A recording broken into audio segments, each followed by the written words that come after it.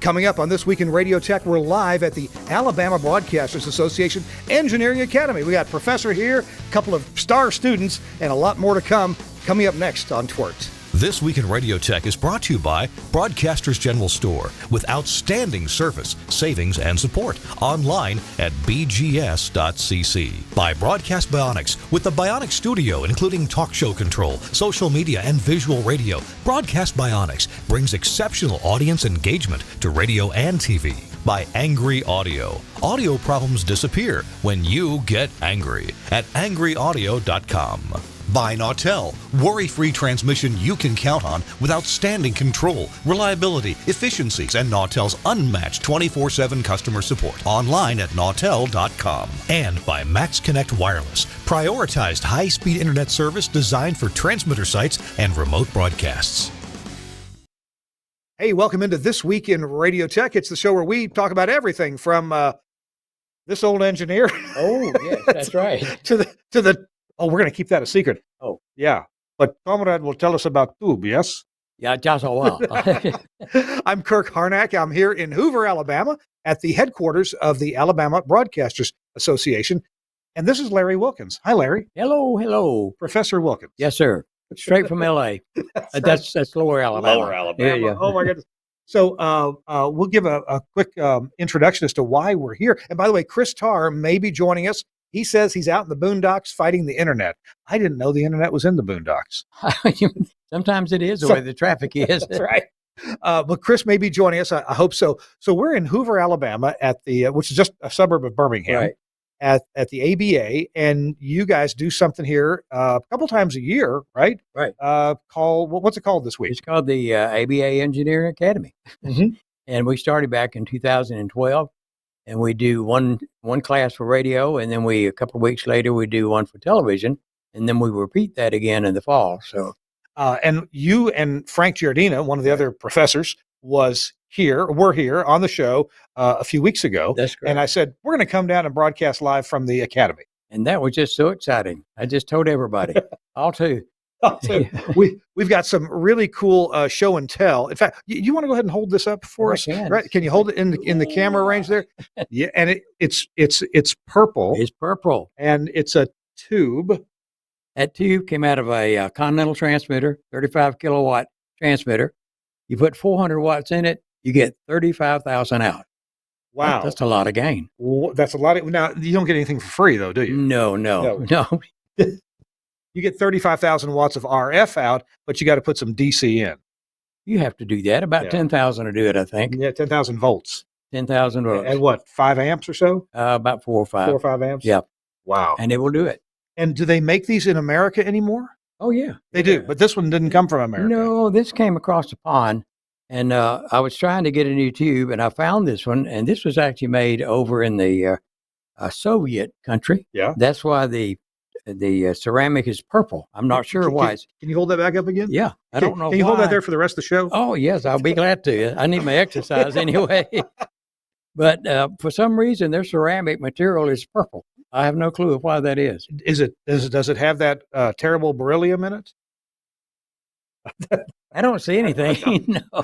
So I guess we could affectionately call that a Putin tube. That would work. That's right. Yeah, this works just the same as the ones that's made in the United States. And although this tube, I'll be honest with you, was really hot when I put it in the transmitter. Yeah. I had to pull the drive down. It was making way too much power. Oh, you mean it was performing well? Yes, that's right. Wow. Plus, it got hot, as you can see. Yeah.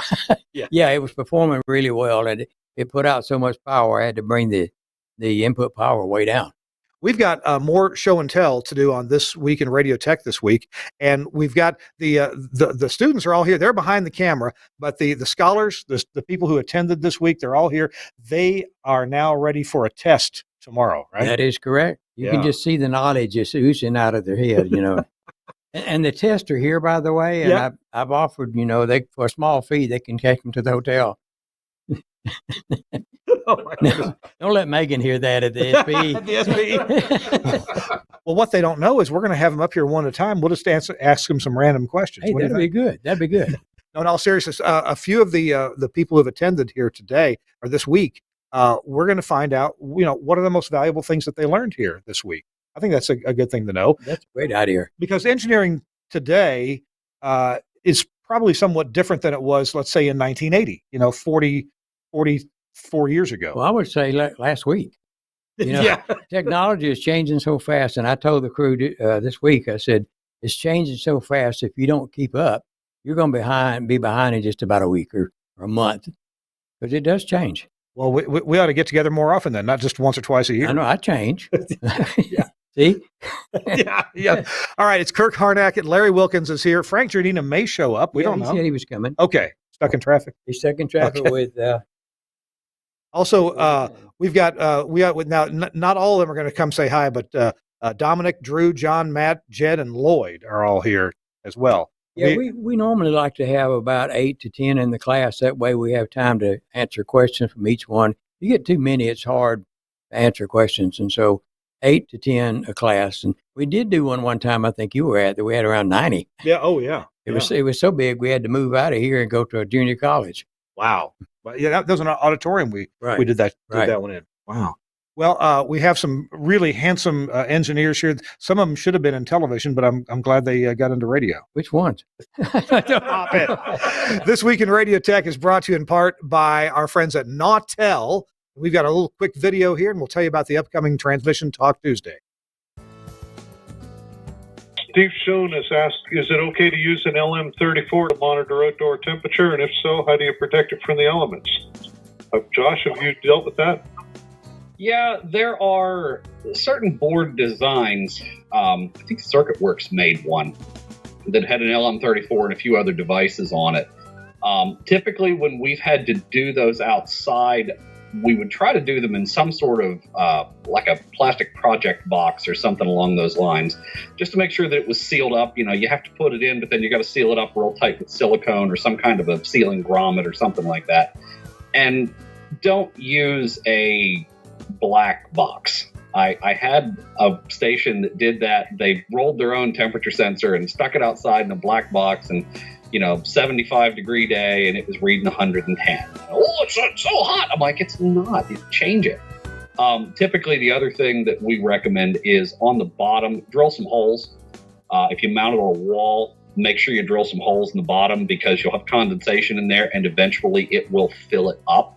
Not to mention the humidity of the condensation evaporating inside the box is going to corrode your components. So drill a couple of weep holes in the bottom. Sort of a sidetrack. I walked into a site in Florida once, outside of Largo, near Orlando, and they were off the air, and we're troubleshooting, and the AC, they kept tripping the breaker. And I mean, it's what's going on? So walk outside. There's a NEMA box on the outside, one of our surge protectors, which are not really meant to be installed outside. I opened the door, and it let about 4 inches of water out of the box. There's your problem. So yeah.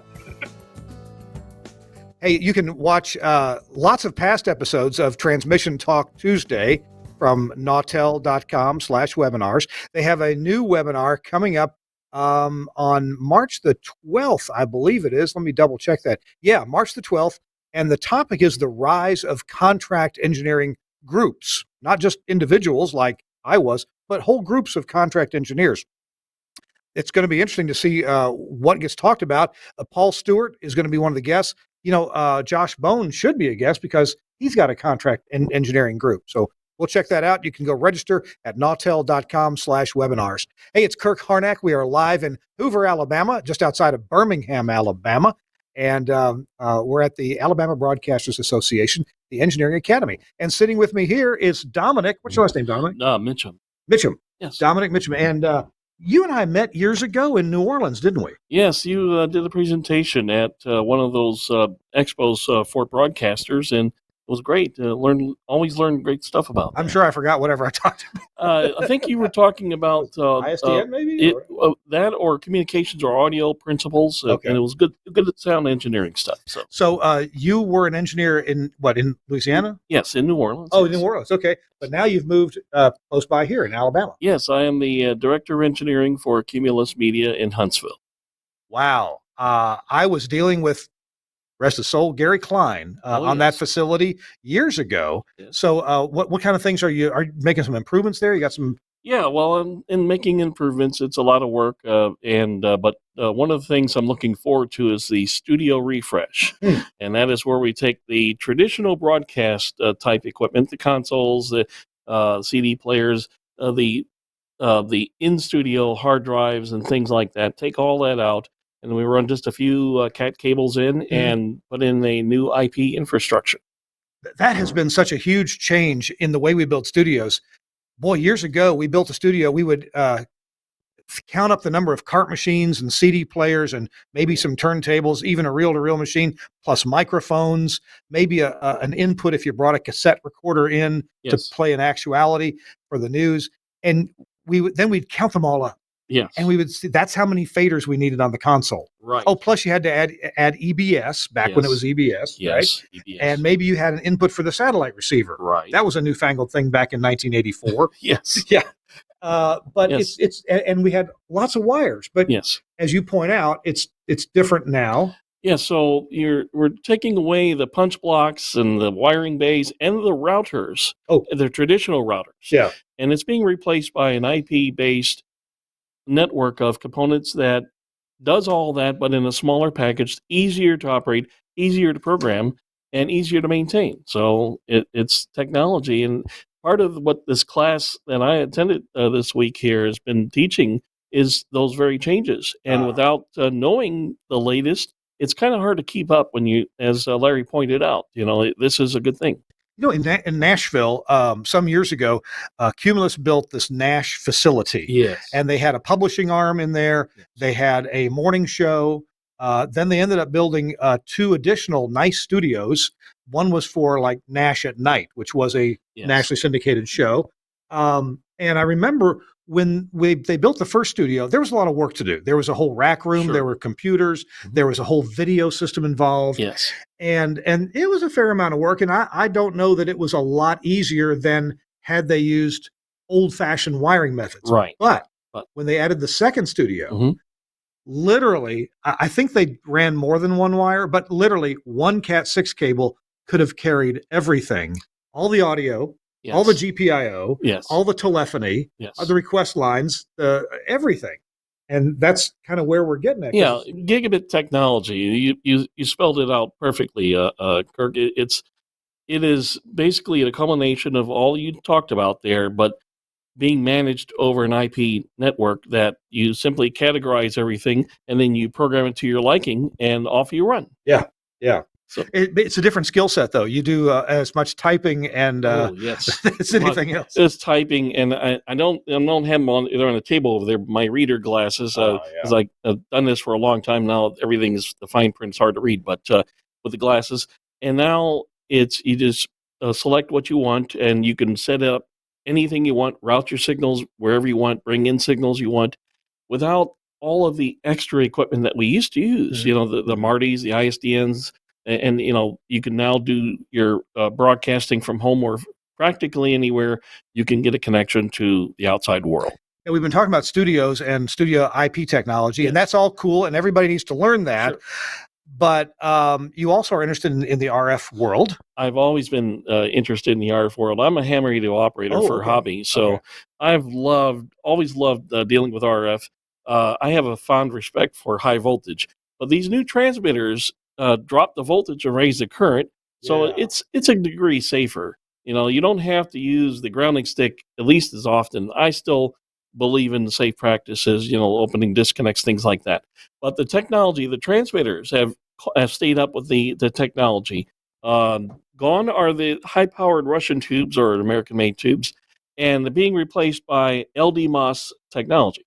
LDMOS is an acronym for what I know it's metal oxide semiconductor, and I know what the LD stands for. It slipped my mind. I knew it, but I'll remember it. I'll remember it when I'm back over there later. But anyway, it's very efficient, is what it is. Yeah. It's so efficient that you can run a 50-volt supply and up to 600 amps of current, depending on the application. Of course, that is the aggregate amount that's not on one transistor, of course. This sounds like a Nautel 50 kilowatt transmitter you're describing. Well, this could be either a 50 kilowatt AM transmitter or a 44 kilowatt FM transmitter. Yeah. And that is the beauty of the technology is you get more efficiency. You have the ability to have the bandwidth. And just trying to think of all the benefits because it really is beneficial. The temperatures are cooler too.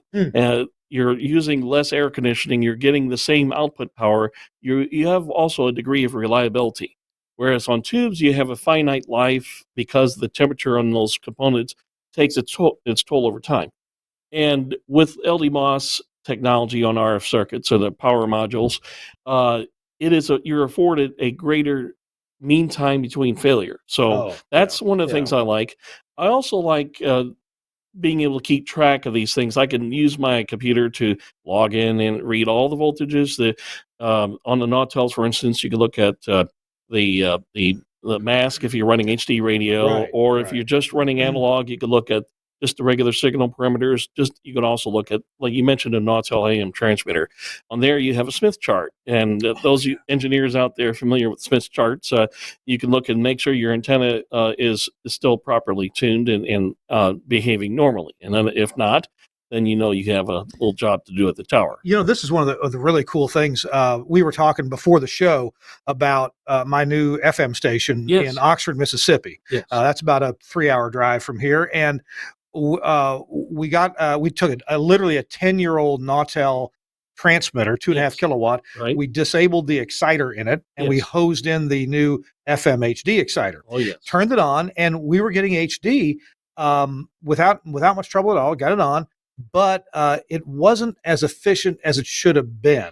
And so we called Nautel, and they jumped into our computer that was on site. Yes. Got in the AUI, they ran some diagnostics and some optimizations, and some guy in Nova Scotia optimized our transmitter. We got more power out of it. We got really clean on the mask.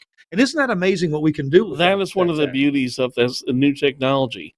And I dare challenge anybody to try to do that on tube in that same fashion, because you can only manipulate the bias voltage just so much before you go to lose the carrier altogether. Or let's say that the drive one's away, and now you're doing more power than you ever imagined, that sort of thing.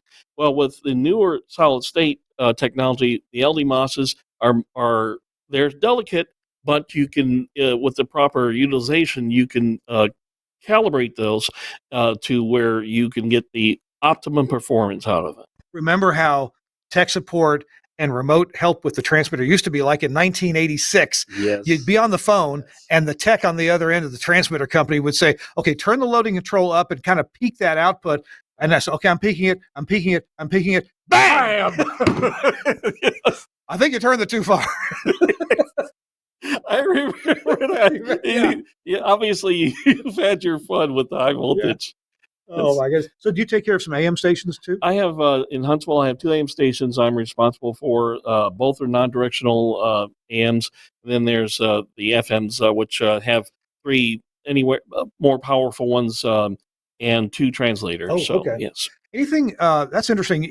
So many translators are out there these days. Yes. Is there any hints or advice you can give people about is taking care of a translator any different than taking care of a more full power FM? Easier, harder? It's just smaller equipment? It's smaller equipment. It's really the same, but with any transmitter, it requires the same care and feeding. You have to, just because it's a lower power signal, you still have to maintain it. You have to make sure your power level is the same as what your license allocates, and you still need to check on it, make sure that it's following all FCC compliance. And it's always a good idea to get out to the transmitter site at least once a week to check it. And even on small transmitters, check those air filters too. Oh, that's critical. I mean, that's one of the new paramount things. That's because of the temperature of the solid state devices. They're not as forgiving with heat as the old tube devices were. Yes, you can get a hot tube transmitter, but it'll stay on the air. Just won't be happy. On the transmitters with solid state technology, you have to maintain that airflow. Those transistors get too hot and it will shut down. I have this idea we'll sell 1 million transmitters Sure. if we do this. Here's the idea. So most of these transmitters, you put power in and they put out, about 75% RF and 25% heat. What if we could take the heat in the room and add it to the power that you're feeding into the MOSFET? Right. And what if we actually made the room cooler by sucking heat out of the room to make more RF? Wouldn't that be cool? Well, if it were physically possible, yeah. The trouble with that is by the time you convert that heat to energy, you're making new heat. More heat. That's right. Yeah, we always get heat, no matter what we do. Yes, you're always going to have heat.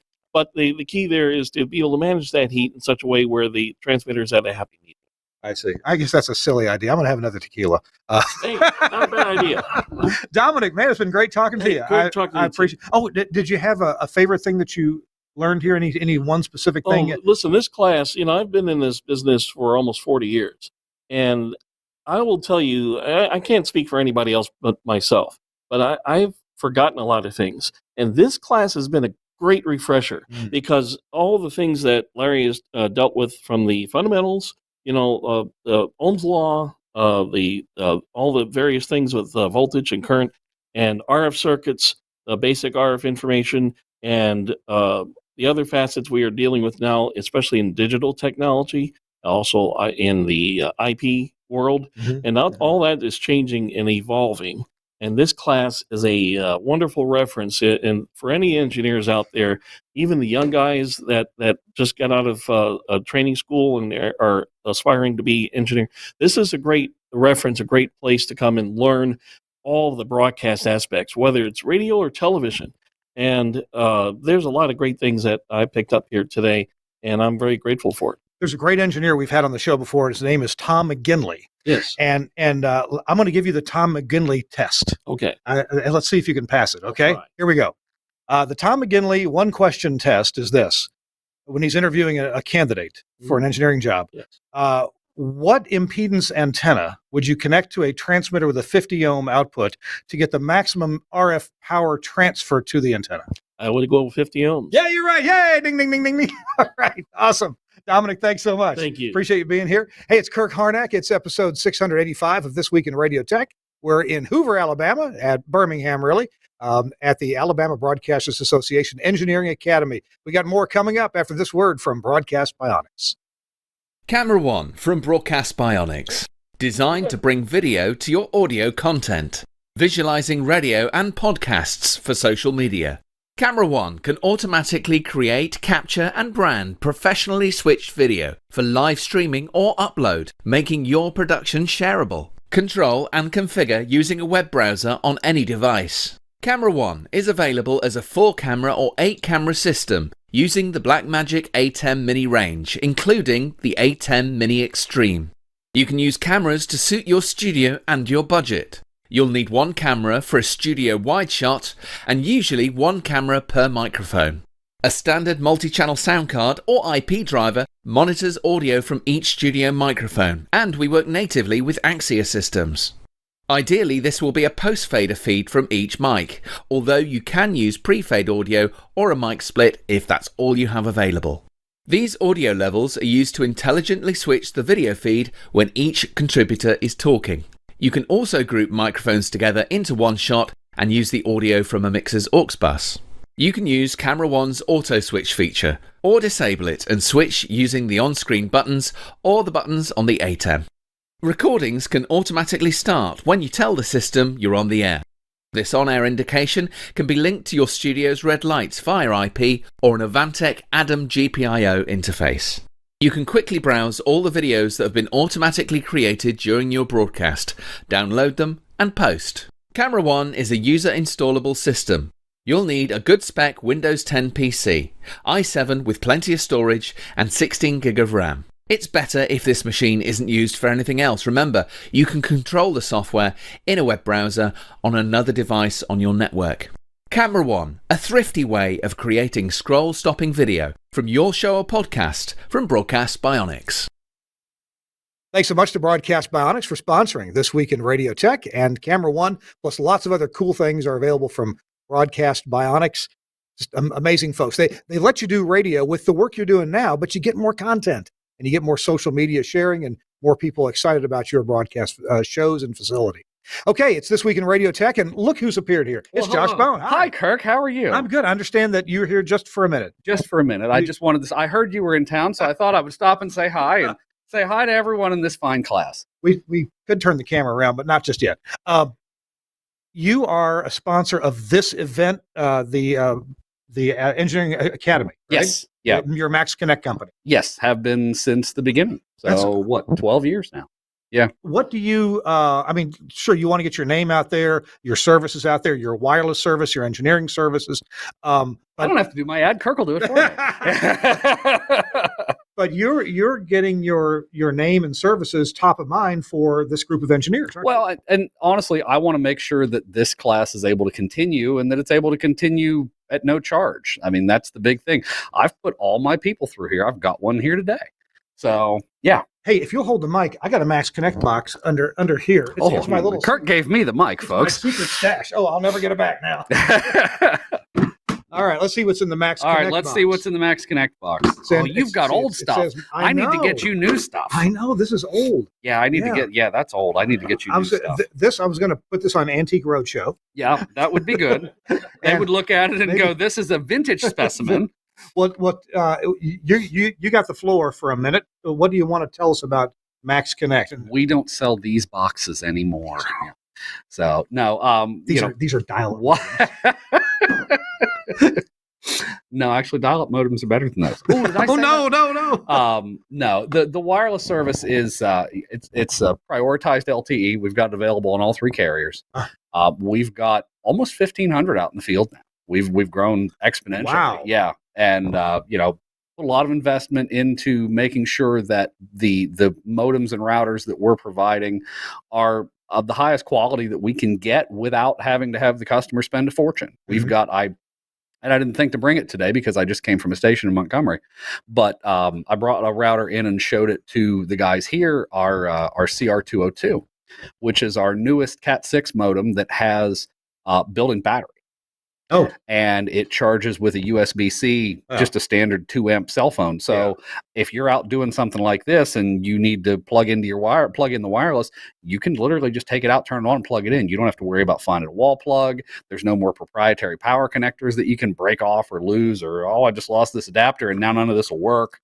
It's really slick and it's affordable. It's less than $400. It's affordable. Now, so it seems like the 5G wireless companies are offering home internet service with a box of some kind. Right. What does Max Connect do that those things don't do? Why are broadcasters better served by your service? Because we run in a higher tier. The cell phone networks are tiered, and your prioritized stuff runs up in a higher tier, up closer to life safety and E911 and things like that. So if there's a bandwidth restriction, like down in the lower tiers where your cell phone runs, and the home internet things are a little higher than your cell phone, but they're still not as high as ours. And if there's a restriction on the network, those are all going to get slowed. And some of them, sometimes they get slowed to the point where they won't work at all. Yeah. Ours will get slowed, but it won't get slowed ever based on usage. And even when it gets slowed due to excessive usage on the network, it's never going to get slowed to the point where you can't use it. I've only ever known of 3 instances where someone's connection got slowed due to excessive consumption to where they couldn't do their broadcast. Mm-hmm. And we're still not even 100% sure that wasn't because they were using Wi-Fi. Don't use Wi-Fi. Yeah. So that's that I've had to explain that to a lot of people. So I'll say that here. When you go to an event and you're trying to do a broadcast and you have a codec or something that'll connect via Wi-Fi, right? You think, oh, that's handy. I don't have to worry about a wire. Well, what people don't think about is every cell phone, hold your cell phone up, every cell phone out there that you have Wi-Fi turned on, even if it's not connected to anything, it's constantly pinging all 10 Wi-Fi frequencies. Constant. You multiply that times 500, and you've got all kinds of noise on the Wi-Fi bands. Yeah. So even if you have your device and your router sitting this right next to each other like this, there's still all kinds of noise on those bands, and you're not going to have a solid Wi-Fi connection. You know what? We have discovered that through 685 episodes of TWiRT. The one thing that I've learned as an engineer is nobody's Wi-Fi is as good as they think it is. That is exactly right. And TCP/IP covers a lot of sins. Yep. If you're getting your email, if you're watching a Netflix movie, which has 10 to 20 seconds of buffering, Yep. you can have a problem for a while and you won't notice it. If your email is 30 milliseconds too slow coming in, who cares? But if your audio is, that It's like a bad kung fu movie. Yeah. Or a Godzilla movie. Exactly, yes. And that's why you want the prioritized data, but you also want to be wired whenever you can. Yes. In fact, we're wired right here. The Alabama Broadcast Association gave us a plug on the wall to wire to. They've got great internet here. Yeah.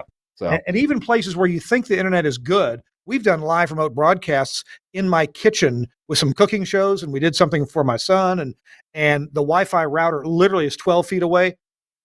No. It's amazing how bad you can learn that your Wi-Fi is as soon as you try to do real-time audio or video. Yeah. It's just unreal. Yeah. And that's not what it's designed for. And to fix this problem, you call who? Max Connect. And that's we'll have the website, MAXXKONNECT.com. and it's spelled funny because there's just too much internet. There's no, because if I would have done it with one X, my kid would have got mad. Oh, okay. So Gotcha. All right. all right. Hey, man, thanks a lot. Yeah, Appreciate thanks, it. Kurt. Thanks for sponsoring my show and this Engineering Academy. Absolutely. Good to see you. Good. All right. One of the good guys, it's Josh Bone. All right, we got Sharon up next. Hey, Sharon, okay, make your way up here. It's This Week in Radio Tech. We're live in Hoover, Alabama, which is, are we in middle Alabama? We're not northern Alabama, central Alabama, not L.A., where Larry is from. That's right. This is Sharon. Hi, Sharon. Hey, how are you, Kurt? Good. What's your last name? Tinsley with Tinsley. a T. Oh, okay. Hi, Sharon Tinsley. Hey. We've met before at another one of these functions. We have. You've been to our conference many times over the years. Yes, indeed. I hope to come back soon, too. We'd love that. So tell me about this event, and then we're going to have some more engineers pop up here. Well, this is somewhere in the neighborhood. I'm looking at Larry at 12 to 15 years that he's been doing this for us and for the industry and for everyone across the country. We started it because there's clearly a need for engineers, and we wanted, people said immediately, well, you can't turn somebody into an engineer in a week. Well, we know that.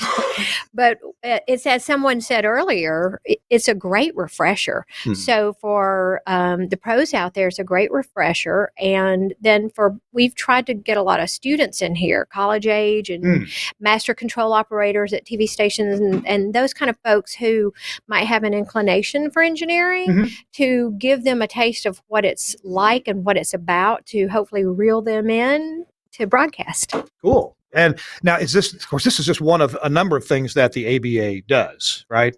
Right. What other engineering events does ABA put on? Well, at our conference every year, Larry hosts an engineering session, which is all day. He picks the topics, invites speakers, and we normally have around 40 broadcast engineers from across the state attend.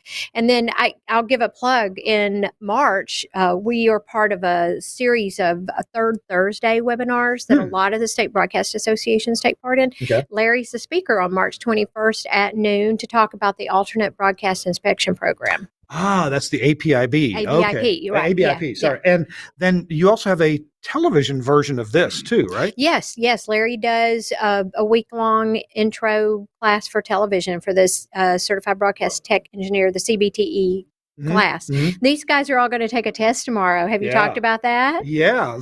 Larry is selling advanced copies of the test. Oh, don't get us in trouble. But yeah, it's exciting. That's our bar money. Well, then let me pick the bar. But no, it's exciting, and I'm glad that these guys are here for it. We do TV, but also over the years we've done IP for broadcast, and he brings in someone to teach that class, and he's also not in this setting, but he's also taught many times over live music mixing for broadcast. Yeah. That's cool. That's so cool. So why is Alabama so active? Is it because of you and Larry? Are there some other conflagrations of talent that come together? Because really, ABA is an outstanding organization. It's looked up to by a lot of other state organizations. Well, first, that's very kind. And second, it's all Larry. So it really is. I mean, how fortunate are we? We've got one of the premier engineers in the entire country. He loves what he's doing.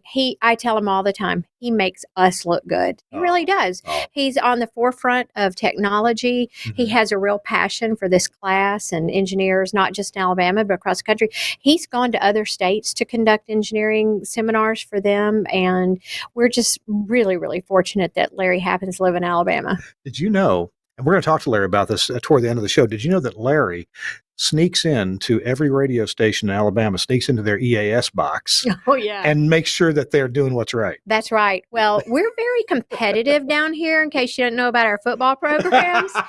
And we're competitive at the ABA. And one of the things we want to have is the best EAS system in the entire country. And we define redundancy here. And I'm sure he'll talk to you about that.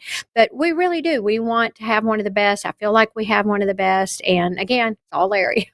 Sharon, it's been great to talk to you. Thank you. Are you allowed to say Roll Tide? Oh, Roll Tide.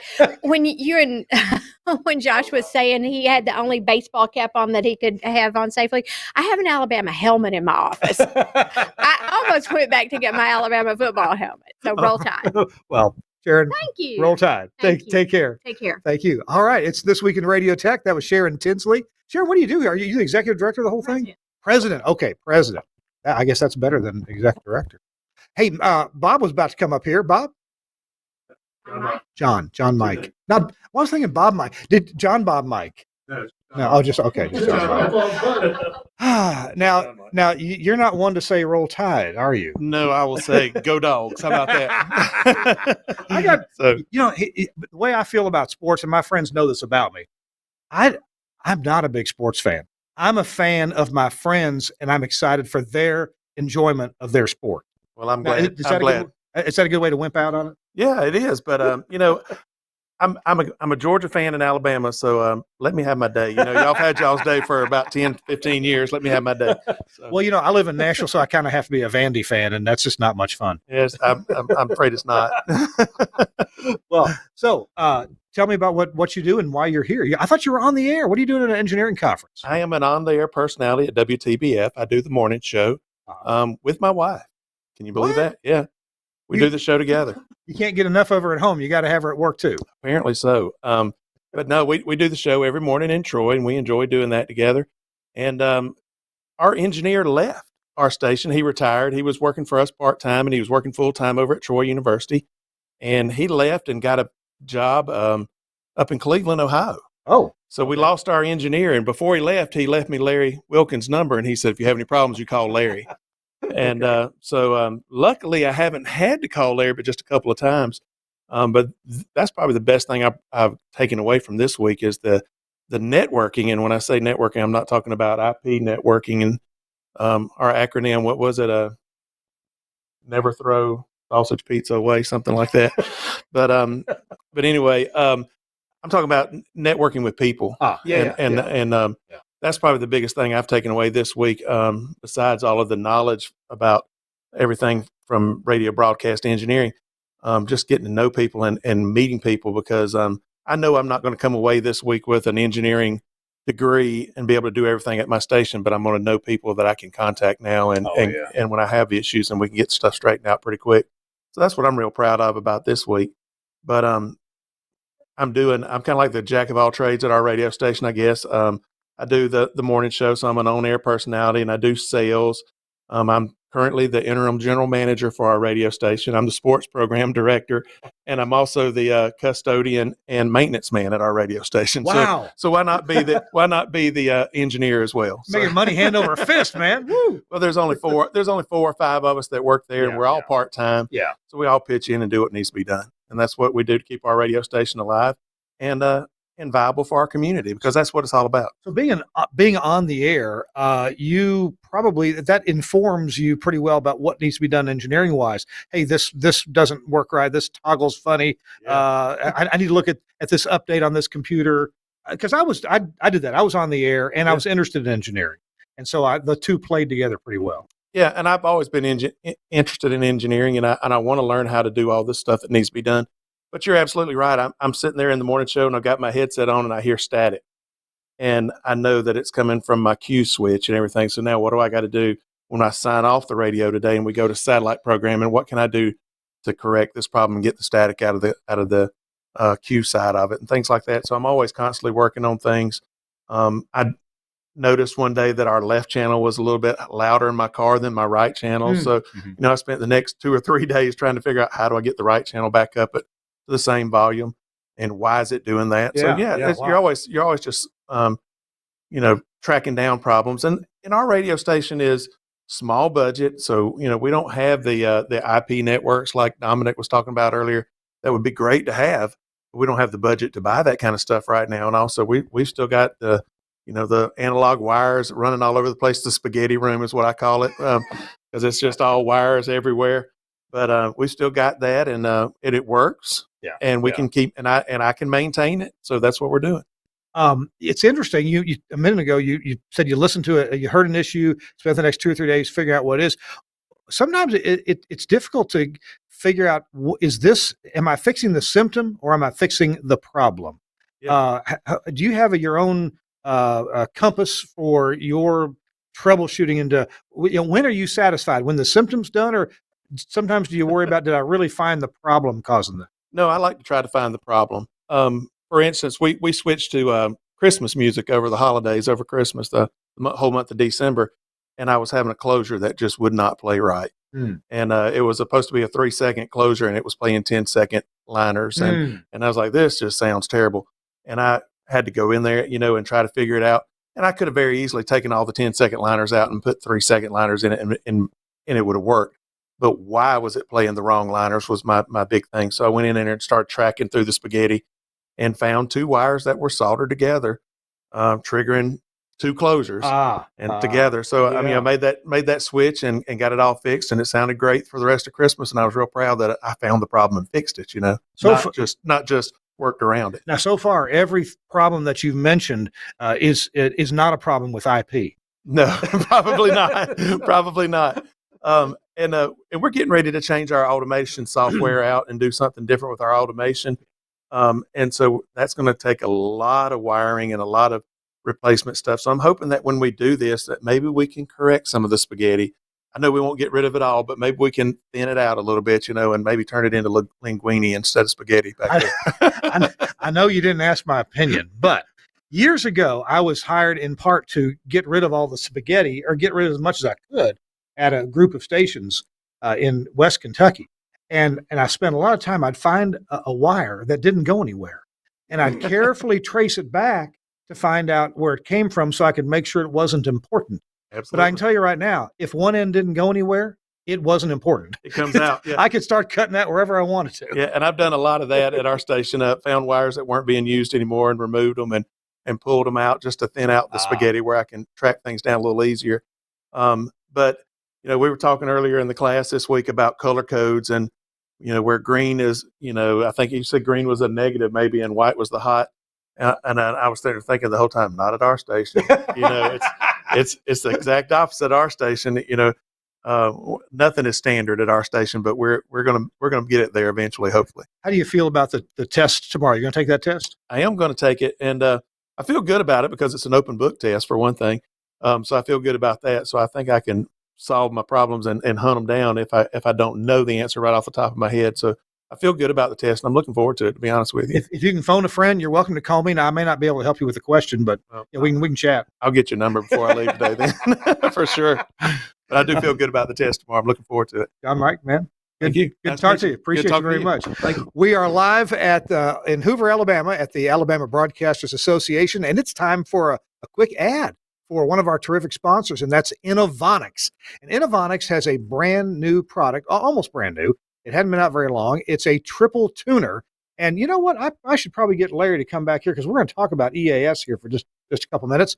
The Innovonics triple tuner is the Innovonics 677. And Suncast might have a graphic he can bring up about that. There it is, the triple tuner for AM, FM, and NOAA weather radio. And it doesn't have to be those 3 things. You can have 2 FMs and NOAA, or FM and 2 NOAAs or whatever. But this is a half rack unit. that is made by Inovonics, so you know it's just as cool as can be. You can remote into its web interface. You can listen to the tuners by remote, by the web interface, to make sure that they're all picking up properly. And it's got balanced audio outputs, so that's really cool. It's got 3 different antenna inputs, so you can, whatever style you need. If you have an AM, one of the tuners is set up for AM, well, you may need to give it a loop antenna. You may need to give it an FM antenna pointed somewhere for the FM input, and NOAA weather radio. You may need even a directional weather antenna for that. Point is, this is built to do exactly what you need. It also can give you contact closures if things are going wrong, if you are losing RF, for example, on one of your assigned monitoring stations. And it can also give you, I believe it can do email or SMS if something goes wrong too. So yeah, alarms on audio loss, low signal, if there's an RDS error, and also if there is some kind of error with the alert tone, you can get all these alerts to you. Oh, sorry there, Siri. So Inovonics is so what's the word I'm looking for? Innovative. That's right. Inovonics, innovative. I should have figured that out quicker. In developing their products. And I've got a number of Inovonics products. I don't have this one yet, but you can bet that our next triple tuner is going to be one of these. Larry, that is something that's really needed in working with EAS, because right now people are using like little radios they buy at the big box store, and they sit in. It's got a knob that tunes your frequency, and you never can get it right on the right station, or you get it on the station and somebody comes by and changes it. And so something like this is really good to get your monitor sources. I like the feature where all 3 can be anything you want it to be. Yeah. It can be all of them can be FMs if you want to. It doesn't have to be AMs or weather. What I also like about this is, of course, if the power goes out, when the power comes back on, they tune back to the same stations. And some tuners off the shelf, like the ones from the big box stores, some that are adapted for rack mount, some of these don't come back on to the station that they were on when the power went off. So that can be a real problem for you. Yeah, I've been to several stations doing inspections, and one of the problems I run into is the monitor sources are not working. I actually went to a station one time, and you'll get a chuckle out of this one. I went in and I looked, and one of his monitor inputs was dead. It was not working. Mm-hmm. So I said, well, why don't we just walk around back behind the rack and see if a wire broke off or whatever. Well, what we found was he was using just a regular old home radio, boom box type thing. Well, the board operator had unplugged the power supply to it and plugged in his cell phone charger. So things like that don't happen with the Inovonics. Well, and the enemy is counting on that, Yeah, that's right. That's right. Check it out from Inovonics, the 677 triple tuner. Thanks a lot, Inovonics, and Broadcasters General Store. That's where you can get your best price from BGS. You can go to their website at bgs.cc or call them at 352-622-7700. I was just dealing with BGS yesterday. Talked to Buck Waters. And he's just awesome. They have sharp pencils there at BGS, and you can talk to anybody that picks up the phone, and they will. So call him at Broadcasters General Store. Oh, Buck, great! I love Buck. He's awesome. He is. He's a calm dude. Tall too. He's tall and calm. Yeah. I spent a month with him one week. Did you? We were touring Oregon, going to SBE meetings. Okay. No, he's a good fella. All right. Let's see. What else were we going to? Oh, yeah. I wanted to tell about the classes coming up. So Classes coming up. And then we're also going to mention this, you breaking into everybody's EASs and checking those out. And then we'll have some more show and tell. Okay. So anyway, yes. What's coming up? The next class we got coming up is a television class. And that'll be the week of April the 8th here at the same location. And then our next radio class will be in June, the week of the 24th. And you can register online at the ABA website. It's al-ba.com. And the neat thing about it, and when Josh was here, he was talking about it, we offer these things at no charge. We don't charge anything for the classes. It's underwritten by Mass Connect. Okay. And so they do have to pay $50 for registration, but that's just to hold their seat. Yeah. When they get here, it's refunded. Okay. So the total cost is nothing. Okay. Yeah. And I know you guys put that money into Bitcoin and Bermuda securities and things like that. And I hope you don't lose money, I lost all of mine down in Biloxi. Biloxi, that's right. Oh, gosh. Okay. Now, I alluded to something earlier. We're going to have some more show and tell in just a minute, but I alluded to something earlier, and that is Larry Wilkins breaking into all the radio stations in Alabama to check out their EAS gear. Now, what's this rumor about? Well, what we did was, and it came out sort of by accident. I had a call. Oh, yeah, that's what I tell the police, too. It was a complete, it was an accident. Yeah. Yeah, already. I had a call from the governor's office, which was exciting, but it was, they'd run an Amber Alert the night before. Yeah. And the head of ALEO, Alabama Law Enforcement Agency, which operates the Amber Alerts, he said, we ran an Amber last night. I said, yeah, I heard it. He said, can you tell me how many radio and TV stations received that and relayed it? Mm-hmm. Well, hopefully or happily, I was on the phone and he couldn't see that I turned red face and all.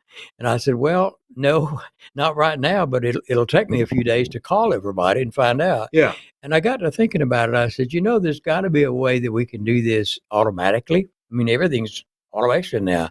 And I got to looking at the SAGE Index, and it actually has a section in there where you can send reports of anything that's happened to an FTP site. Oh. So ABA already has an FTP site where they post all their PEP spots. And so I just went in and created another folder called EAS. Yeah. Nice name, huh? Yeah. And then we go to radio stations and we program that in there. And so everything that they do comes down to our FTP site. We're doing now, I think it's around 170 stations. What? 170 stations that we're monitoring. FTP their logs to you. That's correct. And I create a database. And I tell the people when we do it, it doesn't cost them anything. They don't know what's going on. It's in the background. But I tell the managers, I said, we're not spying on you. We just want, as chairman of the SECC, the State Emergency Communications Committee, I want to make sure that my distribution system is working. Mm-hmm. And if I see there's a certain part of the state that's got a problem, then I can dig into it and find out what it is. Yeah. So this just gives me and the rest of the committee a way to look and see if everything is going the way that it's supposed to be. And so we do that, and I create the database. I don't send it to anybody. I'm the only one that sees it. Yeah. But I create the database, and I look at it. And if I see a station having a problem, I'll contact the engineer and say, hey, you need to check your monitor input number 2. There's no audio on it. And they'll say, oh, thank you very much. So, okay. Because, unfortunately, most of these EAS devices sit in a back room. Yeah. And nobody pays attention to it. Right. And it could go, months and not have any audio on a monitor point. So we look at it. I mean, we're watching them. And it's been a good project. I've had a lot of other states call to find out. As a matter of fact, I did a presentation at the NAB one year, one of the conferences they have out there, about our EAS system.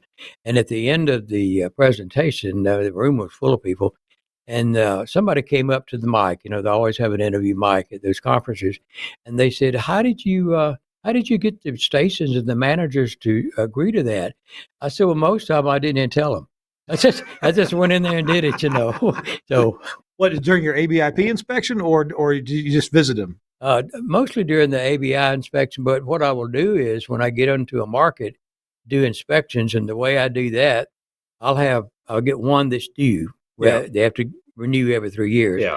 Then I'll find somebody else in the town that needs an inspection. So I'll do 2 or 3. Okay. And share the travel expense, so they all don't have to pay the whole thing. Yeah. I don't want to triple charge people.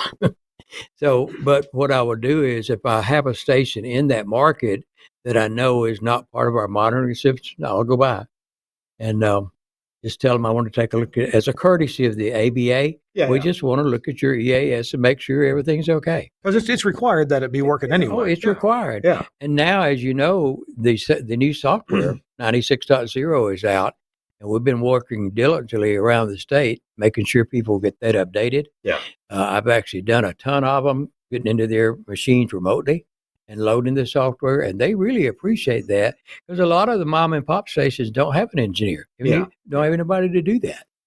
So we're just trying to make people compliant. That's all it is. I'm curious about a couple of things. How often are those logs uploaded to your FTP site? Every second. Okay. Instantaneous. So whenever something happens. That's correct. It sends it. Okay. And then what I will do is, I haven't found anybody with the knowledge that can write some software that will do it for me, but I've discovered I can go in and purge it out and prioritize it and just see what I want to see. Because I don't keep up with weekly tests and stuff that way. I just keep up with required monthly tests and IPAWS and stuff that way. And Amber Alert, of course. And the other question was, you said that you go in and update people's SAGE index with the latest software. Right. What is your method generally of getting into there? Do you go into a computer that they already have at the station? Sometimes what we've done lately, and we sort of checked into it and discovered it wasn't as much of a security issue as we thought, we'll have an open up a port so that I can get into it. Yeah. And that way, they just leave that port open. And then throughout the year or whatever, if they have an issue or something needs to be changed, I can do it at night. They don't even know I got in it to fix it. Yeah. And as I say, a lot of mom and pops love that because they don't have anybody to do it. Gotcha. All right. We're talking to Larry Wilkins here at the ABA in Hoover, Alabama. Larry, we got a few show and tell items to talk about.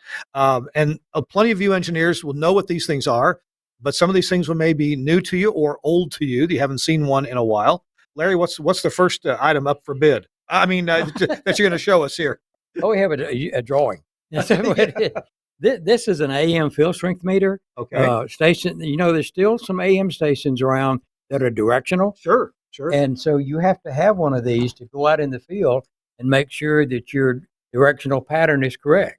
So we take this out in the field when we do an inspection of a directional station and go out and check it to make sure that it's legal. If you wouldn't mind, close the cover and show us the top next to the handle.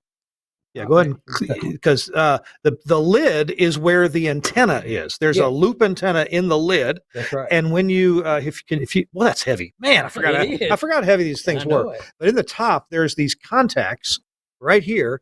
And when you open the lid all the way up, the ground and two other contacts from the antenna, the loop, make contact with 3 points on the radio itself. Sure. And this is a $5,000 AM radio. Yes, it is. It's an AM radio. Yeah. Sometimes you get sort of funny things happen when you go out in the field, and people start looking at you and wondering what you're doing. I actually went out one time on one in Montgomery, and one of the monitor points I had to look at was at a prison, right outside a prison. Sure. Yeah. So I was out there with this, and I looked, and all the guards up in the tower had their binoculars, like, "Oh, what's this guy doing?"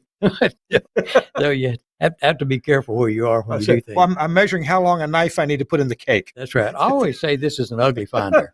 And that way people leave when it's an ugly finder. Yeah. Oh my gosh, that's terrible. This is a classic. But by the way, these AM field strength meters. Yes. What else is interesting is when you have one of those and you take it through security at the airport. Oh, yeah, they have a lot of questions. This is the old Simpson meter. Everyone now has a digital meter. Sure, but this can do things that a digital meter can't. I was just going to ask you audio. It can what? You can read audio on this. You can't do that on a digital. Right. You can read decibel audio. That's right. Yeah, That's exactly right.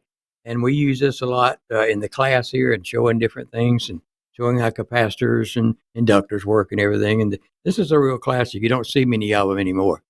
There are other analog meters. The Simpson is kind of like the gold standard because everybody kind of knew. There were tens of thousands of these, if not more, made, and they were in classrooms. And if you took electronics back in the 50s or 60s or 70s, you'd have one of those. Yeah, you need to have one. I had another one a long time ago, and I say they're rugged, but they're not rugged when they fall off the ladder. I was actually up on a ladder doing something, and it decided it wanted to go this way, and when it did, it busted the case. Wow.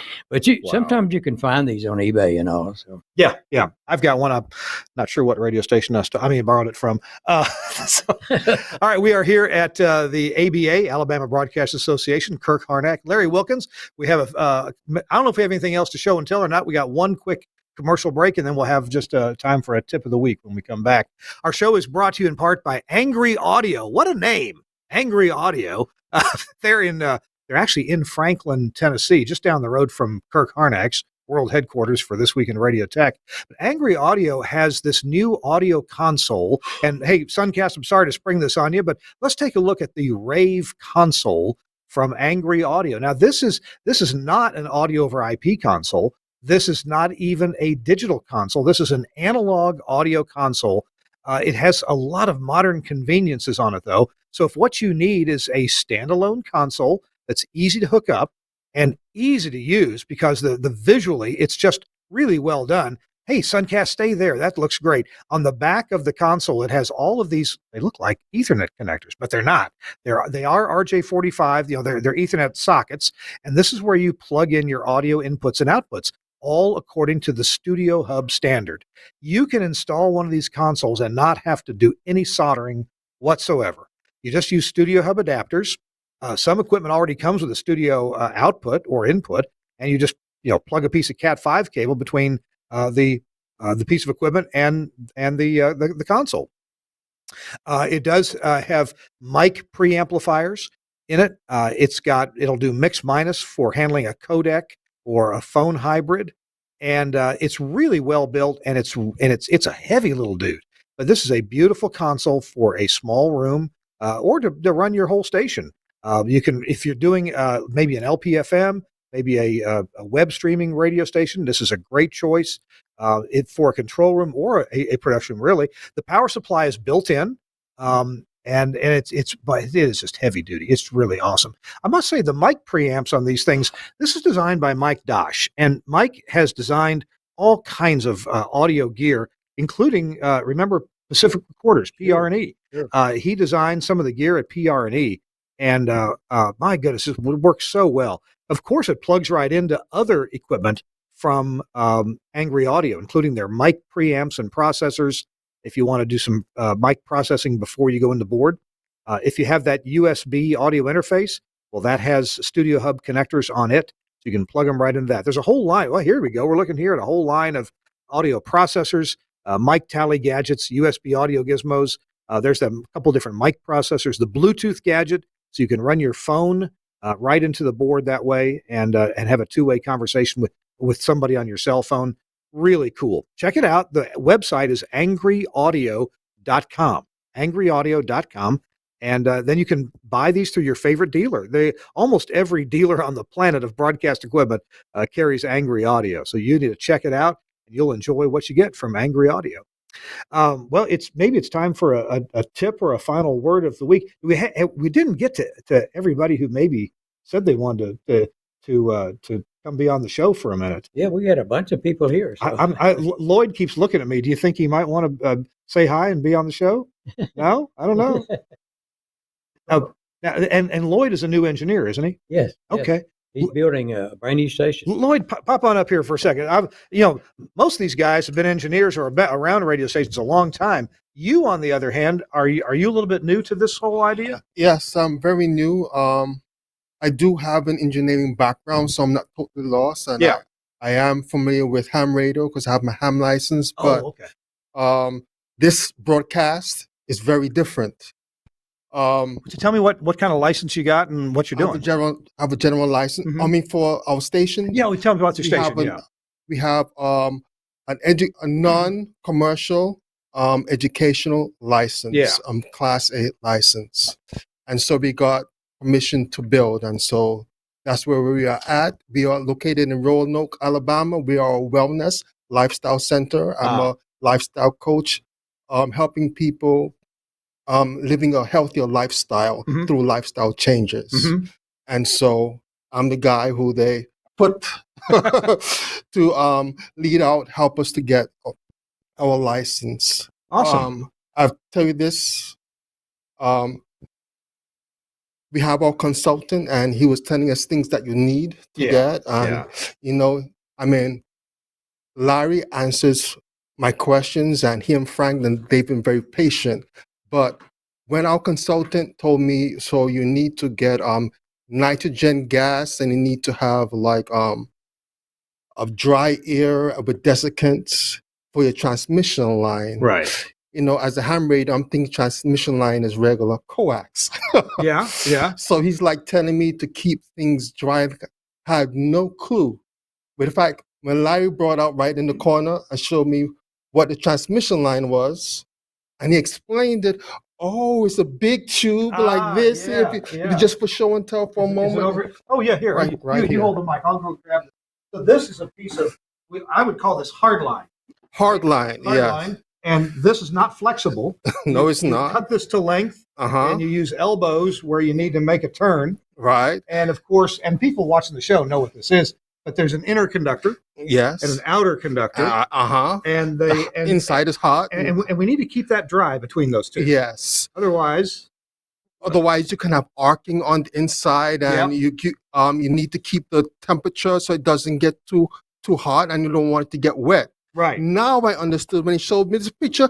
It's like, oh, what the consultant, and now I know why I would need to get nitrogen gas. And through this class, things are like thrown at me. I'm not quite sure the reason why and how things hook up. And yes, there's a price involved, but how do I choose which one is best? Because he said, this is okay and this is okay. But it's like, okay, choose which one. This class explains so much to me that I can make better decisions. And for our president, I can say, well, this is what our consultant says, but this is what we can go with. Explain so much. Now, as a 45-year engineering veteran, I'll give you a piece of advice. You got several choices on the air that you put into your transmission line, Okay. and to keep it dry. And you don't have to put much pressure in. You're just trying to keep moisture out. That's it. Okay. Right. So a pound or two works. 5 pounds works. You don't need 10, 15 pounds of pressure. And you can use. You mentioned dry air. They have these pumps that get air and run it through a desiccant, like you said, that dries it. Right. You can use bottled nitrogen. Some people buy a nitrogen generator that actually gets nitrogen out of the atmosphere. But I'll tell you this, if you will get a tank of laughing gas instead, you will have a much better time, when things go wrong. Yeah. I mean, You see, I don't have much here. So it's like, I might need some. Anybody ever tried laughing gas instead of? No, I mean, for your transmission line. No, okay. I think you might have to have a prescription for that. That was a remote. That's right. And I'm not sure helium's a good idea, but it makes the tower lighter. Yeah. And I'm appreciative for him explaining how everything is connected together and how antennas work. Yeah. Because you see, we thought it would be easy. We have a consultant and we got approved, but where we're supposed to put the antenna, that's not working out. And so we have to look for other options. And it's like he's changing the length and the power. And I'm thinking, okay, a water tank is only this high. How is that going to work? And that might not be bad. But then he says, we can put our own tire up and then go this high. But wait a minute, the FCC says we can only go this high. I'm wondering, how is this really isn't making sense to me, this variable. But then in this class, it says, yes, you're not bounded. This is the requirements for the ERP and the height and so forth. And you could change things around.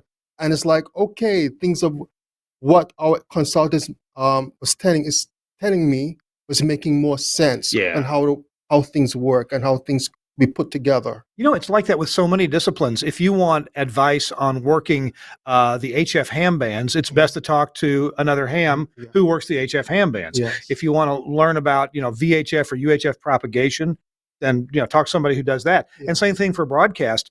A lot of us are ham operators or ham licensed, but not everyone knows about all the varieties of where and how you can change your FM antenna height and power and what options you have. And the number of bays is like, okay, we're not locked into 2. You could go to 3 and 4, and then you look at the cost issues. Oh, okay. And I look at that at some stations. I've seen stations with a 14-bay antenna and a little bitty transmitter. I'm thinking all that money is up there on the tower. And if anything goes wrong, we got to hire a crew and go off the air to maybe fix it. Whereas, if the money's on the ground with a bigger transmitter, I can fix it. But there's a lot of trade-offs there. Yeah. You don't want 1 bay and 100,000 watt transmitter either. No, and it's like redundancy, have backups. So I'm very appreciative of Larry and this class.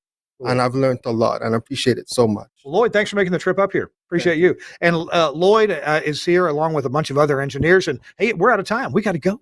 I want to thank Larry Wilkins for inviting me down here and give us and for putting this thing on for the engineers that are here. They do this a couple times a year for radio and for television and the usual ABA convention. All this is you can find out about this at the ABA website. You can, of course, Google Alabama Broadcasters Association. You can go to al-ba.com. Is that right? AL as in Alabama-BA Broadcasters Association. .com. We'll put links to that in the show notes. Thanks to all of our sponsors on This Week in Radio Tech. I hope Chris makes his way out of the woods and finds some internet. And we'll see you next week on This Week in Radio Tech. Bye-bye.